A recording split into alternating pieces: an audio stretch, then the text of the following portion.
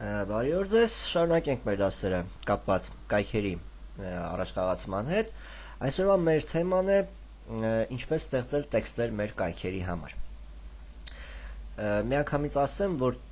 այս դասում մենք խոսենք, կբացատրենք անհրաժեշտ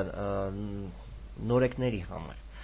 Այս դասում մենք չենք խոսի ասենք այն տեքստերի մասին, որոնք կոչվում են վաճառող, продающие тексты ռուսերեն ասում են, այսինքն այն տեքստերը, որոնք հոգեբանորեն ազդում են այցելուի վրա, որպեսզի նա դրված լինի դրան դրթեն դեպի գնում։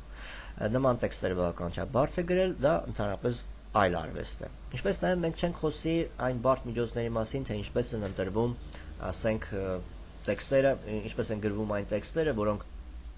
շատ ճիշտ են օպտիմալացված, խտությունը, հերթականությունը եւ այլն։ Դրա մասին խոսենք արդեն երկրորդ կուրսում։ Մենք դեռևս առաջի կուրսում ենք, մեզ հարկավոր է որպեսզի նորեկը կարողանա գրել որոշակի տեքստ, նույնիսկ այն թեմաների մասին,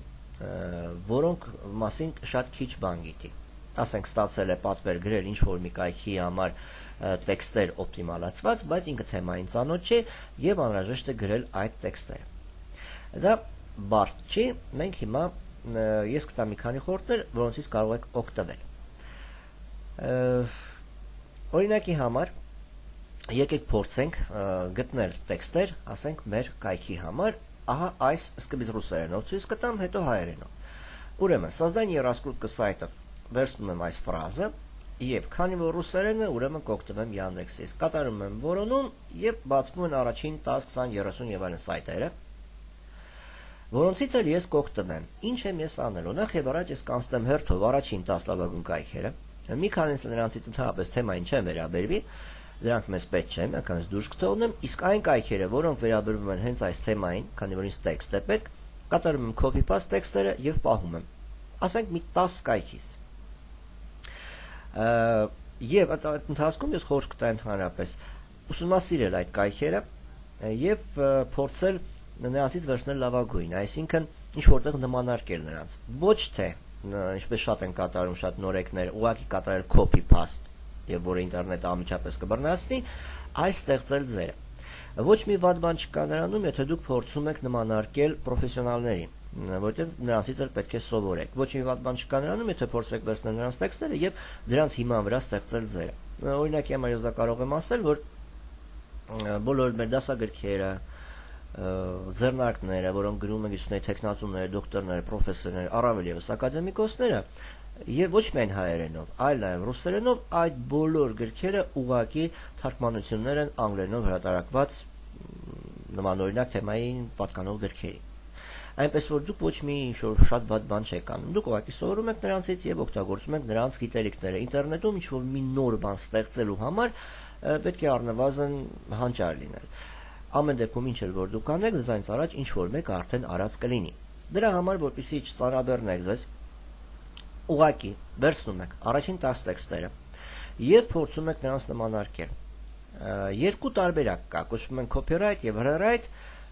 բարդ բառեր են, բայց այդքան դժվար անհասկանալի բառեր չեն։ Առաջինը որն է։ Վերցնում ենք մի տեքստը, փոխում ենք տեքստում նախադասության կառուցվածքը, փոխում ենք հոմանիշները, տեղադրում ենք հոմանիշներ բառերի փոխարեն եւ ստացվում է առաջին հայացքից թվում է թե լրիվ ունիկալ առանձնահատուկ տեքստ, բայց իրականում մենք արդեն օգտվել ենք նախատիպից։ Եվ եթե այդ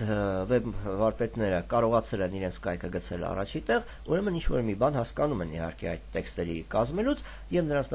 նմանակելը ձեզ կօգնի։ Երկրորդը դա նույնն է թե փոխադրություն են գրում։ Ինչպես դպրոցում է, մեզ թեման տալիս են, լսում ենք, հետո փորձում ենք նույնը վերարտադրել մեր բառերով։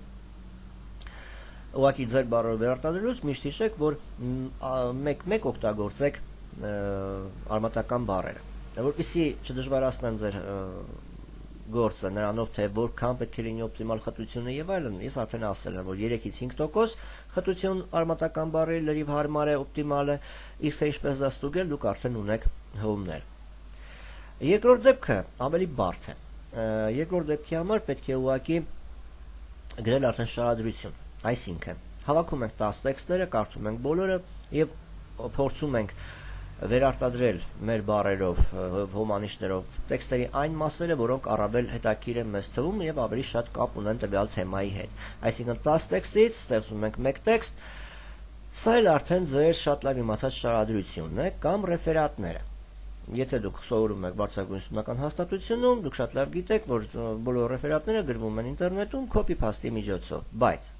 եթե դասախոսին կարող եք ներկայացնել copy-paste-ը, քանի որ նա չգիտի թե ինտերնետում ինչեր կան, ապա Google-ին եւ Yandex-ին նման ձևով խաբել չեք կարողանա, անմիջապես Google-ը եւ Yandex-ը դա կհասկանան։ Պետք է իսկապես բավականաչափ լավ փոխել հոմանիշներով, որպեսզի տեքստը ստանա գոնե մինչև 80% ունիկալություն, առանձնահատկություն, թե ինչպես ստուգել, դուք արդեն գիտեք, թեկուզ հենց այդ Advego-ի սերվիսով։ Ուրեմն երկրորդ դեպքը, որ ավելի բարդ է եւ ավելի արդյունավետ, դա շարադրություն կամ ռեֆերատ գրելն է։ Հավաքված 10-20 լավագույն տեքստերից ընտրում եք լավագույն կտորները, փոխում եք ձեր խոսքերով, փոխում եք հոմանիշները, նախադասությունների կառուցվածքը եւ դուք ունեք արդեն պատրաստի rewrite-ը։ Այսքանը այն նորեկների համար, որոնք ուղղակի չգիտեն, թե ինչպես կարելի է գրել տեքստերը։ Հիմա ես ուզում եմ ցույց տալ մի օրինակ կոնկրետ, թե ինչպես է ասենք դա կատարվում հայերեն կայքի համար։ Օրինակի համար ես ուզում եմ այս անգամ գրել մի կայք web studio-ի մասին, ասենք մի կայք, որ կկազմակերպի ծառայություն կայքեր կազմելու եւ առաջխաղացման, եւ դուք ինքներդ տեսնեք, որ դա բոլորովին էլ դժվար չի, հատկապես Հայաստանի համար։ Ես վերցնում եմ web studio անվանումը եւ փորձում եմ այս արմատական բառով գտնել կարևոր կայքերը։ Ասենք առաջինը ինձ պետք չի, որովհետև սա Facebook-ի է բացվելու, Facebook-յան էջ է բացվելու, ես այստեղ կարող տեքստը ընդհանրապես չգտնեմ։ Հիմա հաջորդը, երկրորդը Spure Am-ը, եթե գնաք այս կայքը, ապա կտեսնեք, որ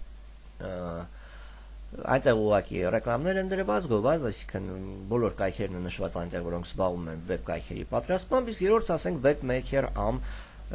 ստուդիան է։ Ընդ որում ես ինչու այս անգամ չգնացի Yandex, որտեղ Yandex-ով ես հիմնականում փնտրում եմ ռուսալեզու կայքերը, իսկ Google-ը ավելի հարմար է հայալեզու կայքերի համար։ Հիմա ինչպես ասում եք, այդքան է շատ չկա, հատկապես հայերենով այդքան է շատ չի կայքերը, որոնք զբաղվում են դրանով, եւ ամեն մի կայքը չի այստեղ ներկայացված, որ ուղղակի մեզ վերաբերվում է թեմային։ Հիմա վերցնենք այս մի կայքը, բացում ենք։ Ինչպես ասացի, առաջ երթին ուսումնասիրեք այդ կայքերը, այսպես ասած խորհուրդներ վերցրեք նրանցից, թե ինչպես են նրանք կազմակերպում